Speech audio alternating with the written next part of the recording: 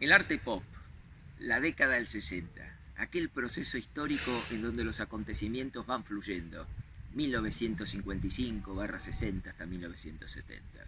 Roy Lichtenstein, Andy Warhol, Jasper Johns, Robert Venturi, Steven Eisenhurst, Denise Scott Brown, Philip Johnson, arte pop, el submarino amarillo, los Beatles, los Rolling Stones, la minifalda, Mary Quant, el cine, Rebelde sin causa, James Dean, Elizabeth Taylor usando por primera vez el jean dentro de una película de Hollywood, el arte pop, el objeto vulgar como elemento estético, Mary Quant, la minifalda, la ropa de plástico, la modelo Twiggy, el corte garzón.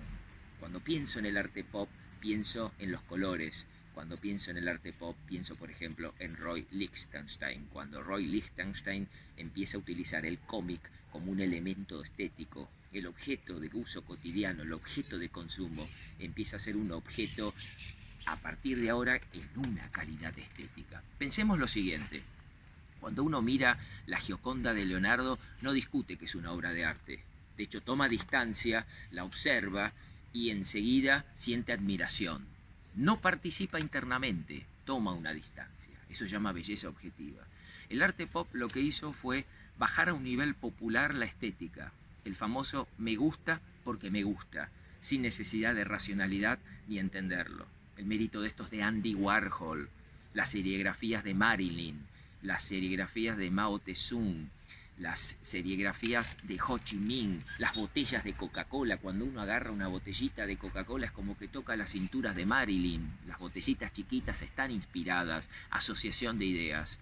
El arte pop hace del objeto cotidiano una obra de arte. Pienso en Robert Venturi, pienso en Philip Johnson, pienso en Denise Scott Brown, cuando utilizan los elementos históricos, los resemantizan y empieza a generarse una idea de que un frontis manierista puede ser entendido como un objeto de consumo y una obra de arte.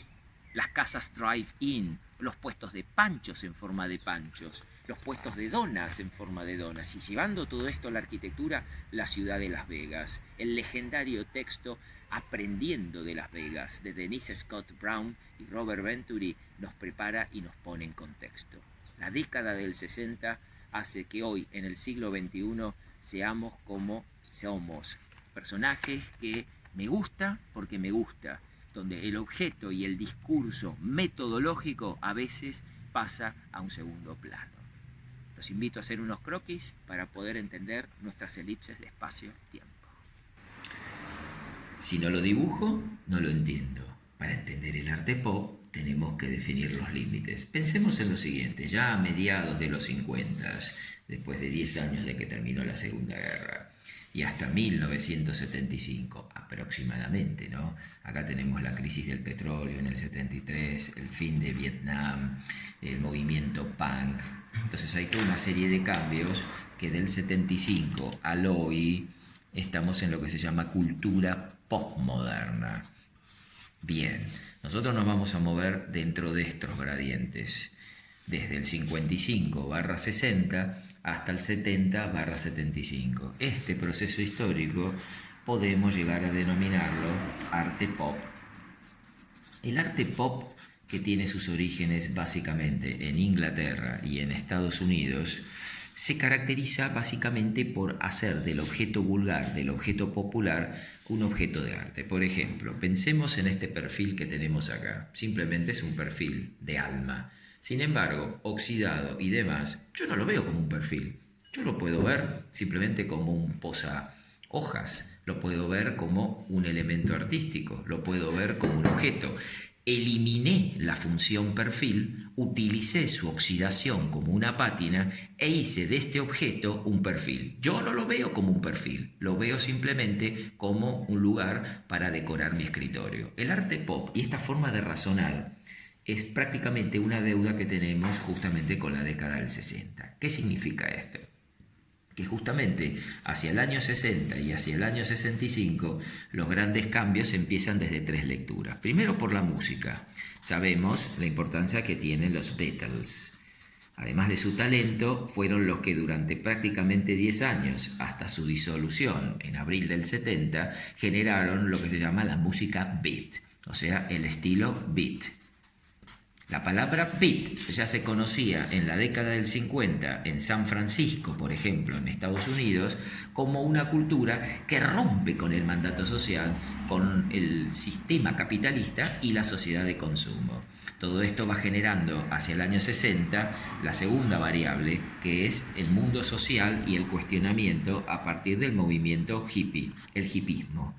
Recitales como Woodstock, por ejemplo, a fines de la década del 60, generan una forma de generar una confraternidad, hagamos el amor, no hagamos la guerra, y todo eso hace de que cambian los estándares sociales. Y el tercer parámetro es la moda. La moda, la música y la sociedad. Y la moda, a la cabeza está Marie Quant, la famosa dama que hacia 1964 y 65 inventa la minifalda, y a partir de allí las formas femeninas empiezan a ser marcadas con las cinturas de avispa y empieza a surgir la típica modelo Twiggy, la modelo flaquita que en su rostro empieza a tener el legendario corte garzón. Todos estos elementos hacen de que la estética femenina, el objeto, la música, empieza a surgir lo que se llama el arte pop. Traducido esto en lo que sería elementos, hay personajes como Andy Warhol, Jasper John, Roy Lichtenstein, que de repente comienzan a entender y dicen, bueno, el rostro, por ejemplo, de una mujer bella, donde sus ojos y demás empieza con el pelo y la forma garzón, empieza a ser entendida como un objeto de consumo, y sobre todo los labios empiezan a ser entendidos como objetos de deseo erótico. Las famosas serigrafías de Marilyn o las de Roy Lichtenstein, los cómics donde además de esto enfatizan el sentido onomatopéyico. O, por ejemplo, todo este tema también se relaciona con la arquitectura. Uno piensa en Robert Venturi y demás cuando hace una obra maravillosa que es la casa Hannah, que es la casa para su madre. Todo al frente de la casa parece como si fuese un pórtico manierista, es decir, está utilizando los legendarios arcos manieristas que utilizaba Miguel Ángel, por ejemplo, en las sacristías y demás, con esculturas y todos esos elementos, pero si bien esto formaba parte de un contexto en el siglo XVI, acá se nota cómo Venturi lo utiliza en el siglo XX. Descontextualiza una forma, la trae al siglo XX, la consume, le quita su carga histórica y hace que esto sea la base que después en el siglo XX,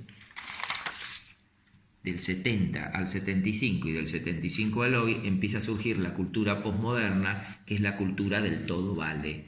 El arte pop tenía un pensamiento teórico y el pensamiento teórico estaba relacionado con el flower power. Hagamos el amor, no hagamos la guerra. En cambio, a partir del 75 empieza la estética del todo vale. Eso es cultura posmoderna. Nosotros estamos hablando de arte pop en este proceso histórico que está acá. Asimismo, esto va a trascender también en la ciudad de Las Vegas.